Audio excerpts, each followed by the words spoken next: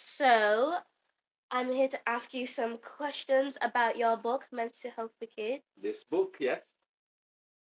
Okay, please carry on. I'm all So, yours. firstly, we have why did you decide to write a book about mental health for kids? Well, so after writing Transformational Thinking, which is obviously harnessing the power of your mind for adults, and then I followed that up with Mind Detox, uh, it just dawned on me that I'm leaving out a very important generation, which is your generation, the children. So I decided to write Mental Health for Kids. I wish I knew what's in here when I was younger. So it's just to prepare the next generation and to help the next generation to understand their mental health. So now we have what is the most important lesson in your book that you want kids to remember?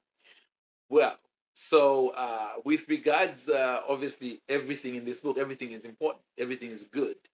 But if I were to pick one lesson that is really critical, it's to help kids like yourself understand that mental health is normal.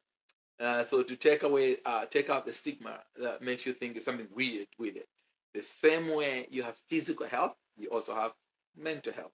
So the same way you find it easy to talk about your physical ailments, like, oh, my tummy hurts, or I have a toothache, or and it's very easy to talk about it. The same way you should treat mental health. You might not feel good mentally, and just treat it as normal, and you feel free to talk about it. The only difference is physical health is visible, mental health is invisible, but you still feel both. So, the third question Okay. is so the third question is what are things about mental health that you didn't know when you were a kid? Oh, that's a very good question, JJ. I'll probably say everything. When I was young, nobody talked about mental health, and so I didn't know anything about mental health. And I know there are probably a lot of adults who probably still don't know much about mental health. But growing up, it was stigmatized, and most people were shy about it. They felt embarrassed about it. Nobody really talked about it much. So I didn't know much, to be honest with you. I wish I knew. In fact, we grew up in a society where if you did something wrong, they smacked you. And then when they smack you, naturally it hurts. So you want to cry, but then they told you not to cry. They're like, you smacked me, it hurts. I have to cry. I said, don't cry. And so it was a bit messed up. So your mental health was really messed up in those days where you legitimately needed to cry, but when you're not allowed to cry at the same time. Like when we sat around the dinner table, they said, oh, we need to eat together so everybody can get to know each other, but we're not allowed to talk at the table. So I wish I knew what I know now. Okay, Mm-hmm. so question number 4 Mm-hmm. is is about how can I help my friends if they are feeling sad and worried? How you can help your friends. There are some practical tools in here that will help you when you read Mental Health for Kids. But if I were to give it to you just now, is first thing you need to help your friends with is help them understand that it's okay to cry. It's okay to feel sad. It's okay to feel happy.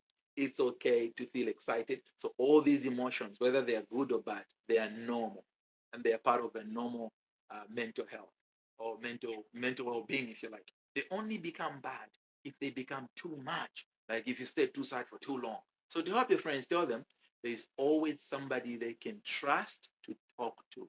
So one of the most important things to deal with this is talk to somebody about it. So encourage them. Do you have a parent or mom or dad or uncle or guardian that you can talk to? Talk to them about it. Tell them how you feel. So that's the best thing you can do. Encourage your friends to talk about it, not just to keep it inside. Yeah. What do you think? Yeah, and they can also call Childline. That's a good one. They could call childline. In fact, at the end of this book, there are some numbers and emails that people can look at. Some numbers and emails that you can look at and make some phone calls to get help with. And Childline is one of those numbers that you can go call. It's a good book. Make sure you pick it up. It's got nice colors in there. And very, very nice. I think it's a good write. What do you think? Do you like the book? You read it. What do you think of it? I've read most of it, Yeah? 15 pages. Do you like it? Yeah, yeah, and that's the end of the interview, is it? Okay. Thank you so much for making time to talk to me, JJ. Really appreciate it. Bye. All right, ciao.